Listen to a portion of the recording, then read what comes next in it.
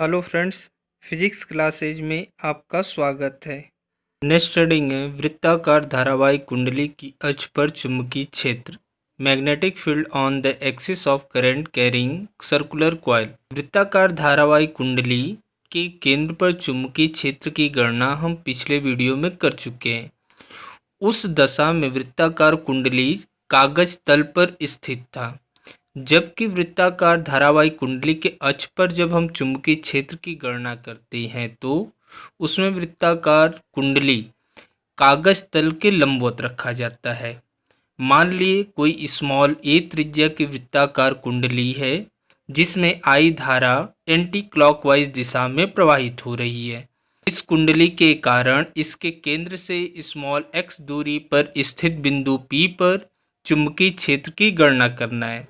कुंडली द्वारा बिंदु P पर अंतरित कोण थीटा है तथा कुंडली का व्यास AB जिसकी लंबाई स्मॉल l जो 2a के बराबर होती है। वृत्ताकार कुंडली में प्रवाहित होने वाली धारा के कारण बिंदु P पर उत्पन्न चुंबकीय क्षेत्र के मान को ज्ञात करने के लिए हम कुंडली को कई छोटे छोटे भागों में विभाजित करके प्रत्येक भाग के कारण बिंदु P पर चुंबकीय क्षेत्र की गणना कर लेते हैं तथा सभी को आपस में जोड़ देते हैं, तो हमें बिंदु P पर कुल चुंबकीय क्षेत्र का मान प्राप्त हो जाता है। चित्र में बिंदु A व B दो सूक्ष्म दूरियां लेते हैं जिनका मान dl होता है और उन्हें जब हम बिंदु P से मिला देते हैं तो A व B का बिंदु P से जो दूरी होता है वह स्मॉल r होता है।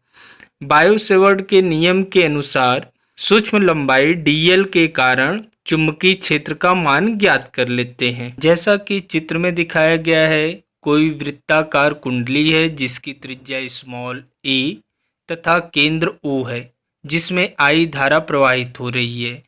केंद्र O से स्मॉल x दूरी पर एक बिंदु P है जहां चुंबकीय क्षेत्र की गणना करना है। बिंदु P को जब A से मिलाते हैं तो शीर्ष पर बना कोण थीटा होता है। वृत्ताकार कुंडली को कई छोटे छोटे भागों में विभाजित कर देते हैं तथा A पर स्थित सूक्ष्म भाग dl के कारण बिंदु P पर उत्पन्न चुंबकीय क्षेत्र dB डैश है तथा इस चुंबकीय क्षेत्र को हम दो घटकों में वियोजित करते हैं जो x अक्ष के क्षैतिज घटक dB डैश साइन फाई तथा ऊर्ध्व घटक dB डैश कॉस फाई में वियोजित करते हैं।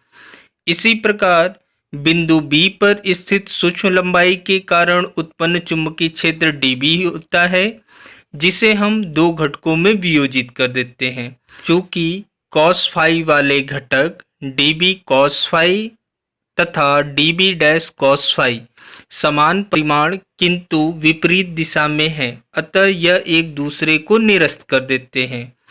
अतः बायो-सेवर्ट के नियम के अनुसार संपूर्ण कुंडली के कारण बिंदु P पर उत्पन्न चुंबकीय क्षेत्र ज्ञात करने के लिए हम 0 से 2 पाई a तक समाकलन कर देते हैं। क्योंकि कुंडली की परिधि 2 पाई a है, अतः बिंदु P पर जो उत्पन्न चुंबकीय क्षेत्र होगा वह अतः B = integration 0 to 2 pi a dB sine phi. अब बायो-सेवर्ट के अनुसार जो dB का मान होता है वह μ0/4 पाई IdL/r²। चित्र AOP में जो हमारा साइन फाई का जो मान होता है वह a/r के बराबर होता है, अतः हम रख देते हैं तो हमारा मिल जाता है integration 0 to 2 pi r μ0/4 pi IdL/r² into a/r।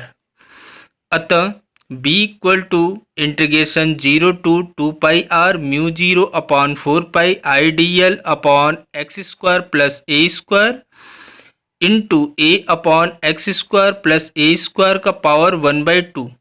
चित्र से हम r का मान ज्ञात कर लिए हैं। r का मान निकालने के लिए हम पाइथागोरस प्रमेय का प्रयोग किए हैं, जो कर्ण का स्क्वायर बराबर लंब का स्क्वायर प्लस आधार के स्क्वायर के बराबर होता है।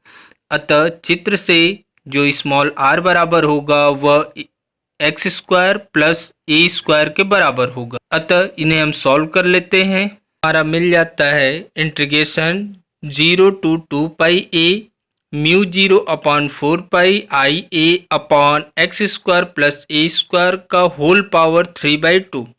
क्योंकि यहाँ पे x square plus a square एक ब्रैकेट में और दूसरे ब्रैकेट में x square plus a square का पावर 1/2। चूँकि समान आधार की जब संख्याएं आपस में गुणा होती हैं तो उनके घात आपस में जुड़ जाते हैं, तो ये मिल जाएंगे 3/2। तो अब इसे हम सॉल्व कर लेते हैं। तो हमारा मिल जाता है mu 0 upon 4 pi I a upon x square plus a square का whole power 3/2 integration 0 to 2 pi a d l. चूँकि यहाँ पे जो इंटीग्रेशन के अंदर है वहाँ कुछ नहीं लिखा गया है, तो वहाँ हम l का पावर 0 मान लेते हैं, जिसका समाकलन l हो जाता है तथा उसमें 0 और 2 पाई a का मान रख देते हैं। तो सॉल्व कर लेंगे तो हमारा मिल जाएगा b equal to mu 0 upon 4 pi I a upon x square plus a square का whole power 3/2 into 2 pi a। अब 2 से 4 को काट देते हैं तो 2 बार में कट जाता है, पाई से पाई कैंसिल हो जाता है। तो सॉल्व करने पर हमारा मिल जाता है b equal to mu 0 upon 2 I a square upon x square plus a square का होल पावर 3/2, जो वृत्ताकार कुंडली के कारण अक्ष पर केंद्र से स्मॉल x दूरी पर उत्पन्न चुंबकीय क्षेत्र का सूत्र है, जिसे आप अच्छे से याद रख लेंगे। यदि कुंडली में फेरों की संख्या n हो तो बिंदु P पर उत्पन्न कुल चुंबकीय क्षेत्र B equal to mu 0 upon 2 I capital N a square upon x square plus a square का होल पावर 3/2। नेक्स्ट हेडिंग है हेल्महोल्ट्ज कुंडली। हेल्महोल्ट्ज कुंडली होती क्या है उसके बारे में जान लीजिए। कोई ऐसी दो वृत्ताकार कुंडली जो समान अक्ष पर स्थित हो तथा जिनके आकार आपस में बराबर हों तथा ये दोनों कुंडली एक दूसरे से अपनी त्रिज्या के बराबर दूरी पर स्थित हो तथा दोनों कुंडलियों में समान धारा समान दिशा में प्रवाहित होती है, तो इस प्रकार की कुंडली के युग्म को हेल्महोल्ट्ज कुंडली कहते हैं।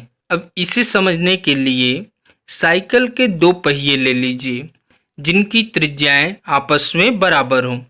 अब इन दोनों को एक दूसरे से उनकी त्रिज्या के बराबर दूरी पर स्थित रख दें तथा उन दोनों पहियों में समान धारा प्रवाहित की जाए, तो यह जो हमारा बनेगा यह हेल्महोल्ट्ज कुंडली बनती है।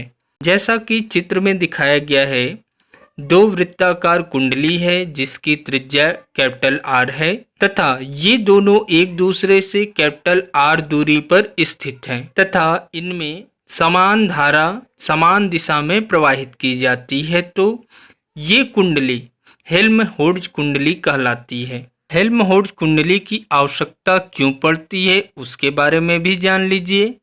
जहां हमें एक समान चुंबकीय क्षेत्र की आवश्यकता होती है वहां हम हेल्महोल्ट्ज कुंडली का प्रयोग करते हैं, क्योंकि दोनों कुंडलियों के मध्य उत्पन्न चुंबकीय क्षेत्र का जो मान होता है वह समान होता है।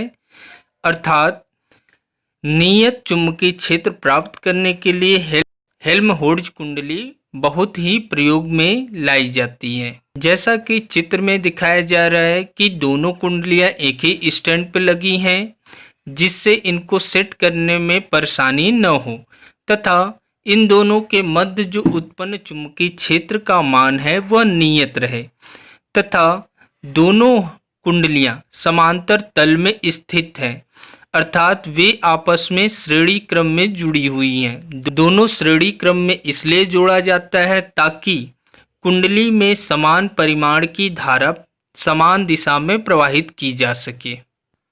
हेल्महोल्ट्ज कुंडली के मध्य भाग में उत्पन्न चुंबकीय क्षेत्र, चूंकि दोनों कुंडलियों द्वारा कुंडली के मध्य में उत्पन्न चुंबकीय क्षेत्र का मान समान होता है, अतः दोनों कुंडलियों के मध्य कुल चुंबकीय क्षेत्र का मान दोनों कुंडलियों द्वारा उत्पन्न चुंबकीय क्षेत्रों के सदिश योग के बराबर होता है। अतः किसी एक कुंडली के कारण उत्पन्न चुंबकीय क्षेत्र का जो मान होता है वह B equal to mu zero into 4 × I × N/√125 into capital R।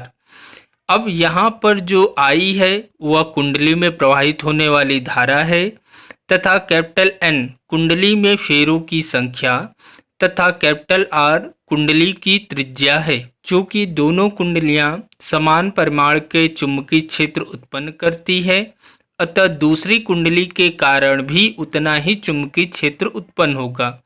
अतः दोनों कुंडलियों के मध्य उत्पन्न कुल चुंबकीय क्षेत्र का मान 2B के बराबर होगा। अतः हेल्महोल्ट्ज़ कुंडली के मध्य भाग में उत्पन्न चुंबकीय क्षेत्र का मान BT equal to mu zero into 8 × I × N/√125 into capital R के बराबर होगा, जो कि आपका सूत्र है। वीडियो को अंत तक देखने के लिए धन्यवाद। जो चैनल पर नया चैनल को सब्सक्राइब कर ले, नोटिफिकेशन बेल ऑन कर ले तथा लाइक, शेयर एवं कमेंट करना ना भूले।